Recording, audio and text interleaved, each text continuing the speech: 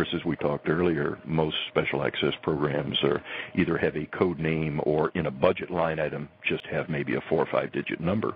Right. So you add that, and then a final piece of data is a former director for procurement for the U.S. Army.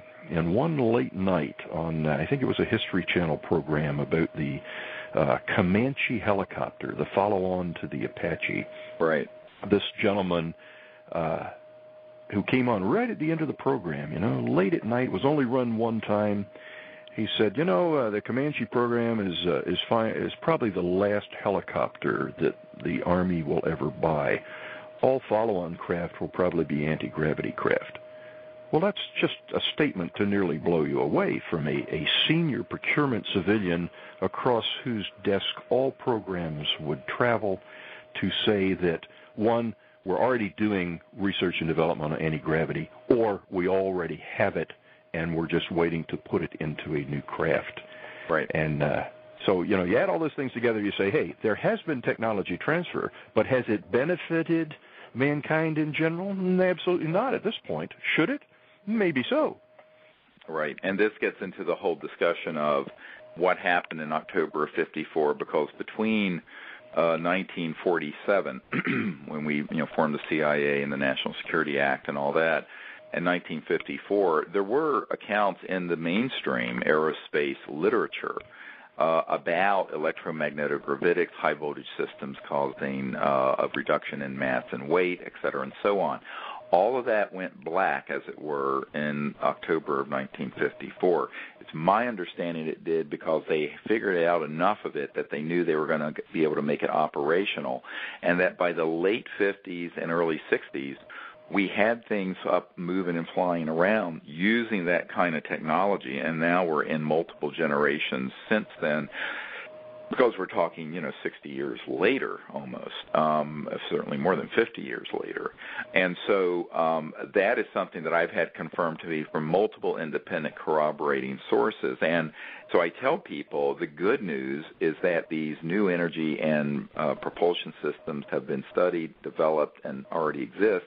The bad news, as Ben Rich alluded to, who is the head of the Lockheed Skunk Works, is that they're locked away in a black box, and it would take an act of God to ever get them out to benefit humanity. And I think that this is the big question: what comes out when? How can it be applied? And what are the defense applications for this? Because obviously, if you have an object that can go from here to Baghdad in 2 or 3 minutes.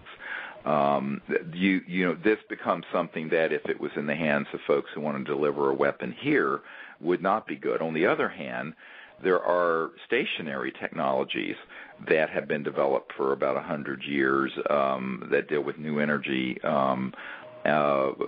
that would get us off of oil and gas and coal, which is creating an existential threat, not just environmentally, but geopolitically, as you have, people fighting in the South China Sea and what have you over oil reserves and supplies, and you have, billions of people in India and China who are now getting over 80% of their electricity from burning coal without scrubbers. Yes. It's just like the 1800s of the early Industrial Revolution.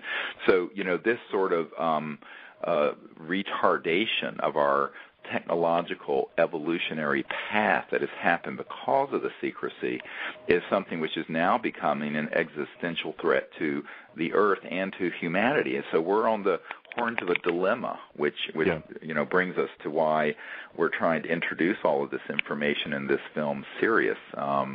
And I think that, of course, you can only do so much in 2 hours in a feature film for the mass public, but I think that we want to begin to expand that dialogue with the public in a way that has never happened, which is why we're working on that. Yes. Well, even if you look at NASA's future programs, NASA's looking at all kinds of advanced propulsion systems, but wouldn't it be great if they could stop using 2,000-year-old Chinese rocket technology to launch rockets into space and have something that would be just a little more efficient, less polluting? Any person in the U.S. or any other country can look up in the sky on a clear day and see all kinds of vapor trails. Well, wouldn't it be great if that pollution wasn't up there too?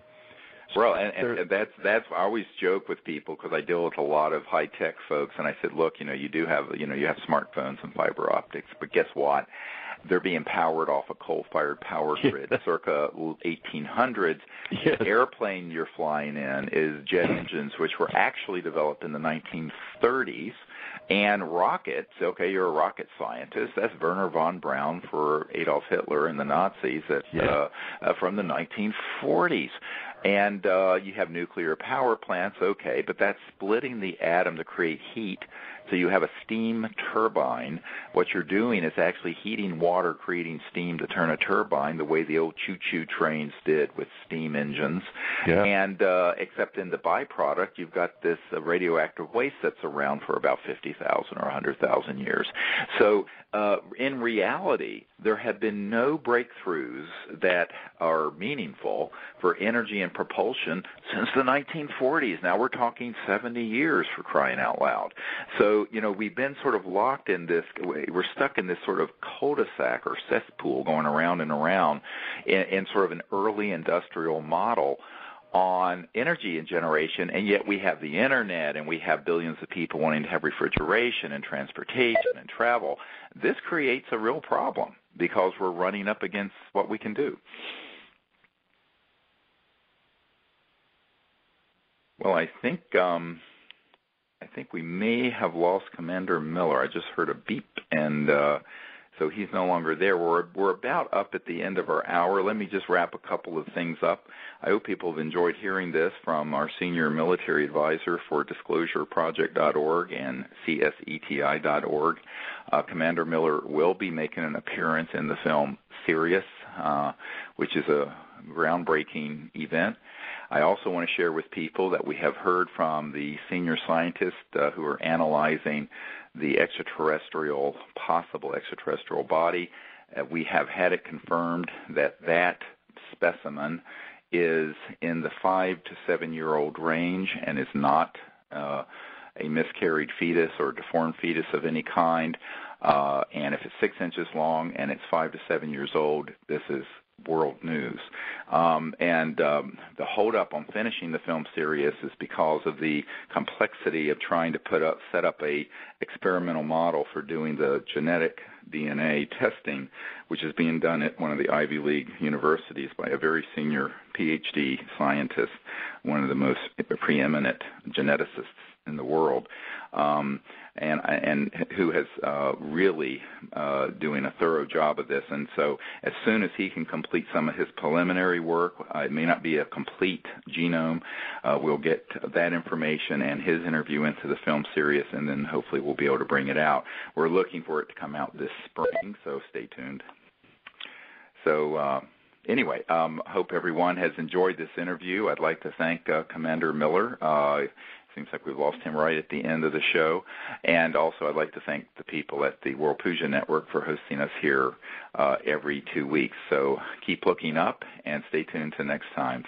If you want to go back to our new website where you can access all these different, it's a portal for all our websites. It's SiriusDisclosure.com, SIRIUS, like the star system, disclosure, all one word, .com, SiriusDisclosure.com.